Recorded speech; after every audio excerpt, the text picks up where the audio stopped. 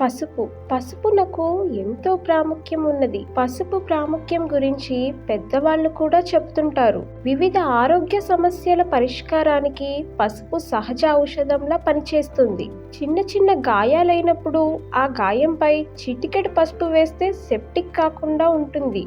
గాయం త్వరగా మానిపోతుంది. ముఖ్యంగా శీతాకాలంలో వచ్చే సీజనల్ సమస్యలకు పసుపు చక్కని పరిష్కారం చూపుతుంది. పసుపుతో ప్రయోజనాలు.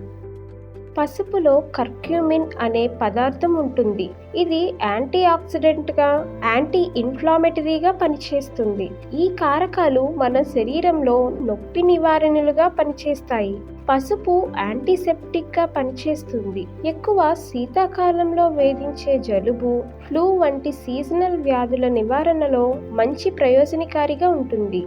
పసుపునకు వేడి ఉత్పత్తి చేసే లక్షణం ఉంటుంది. ఈ లక్షణం కణాల పనితీరును సక్రమంగా ఉంచుతుంది. వ్యాధి నిరోధక శక్తిని మెరుగుపరుస్తుంది.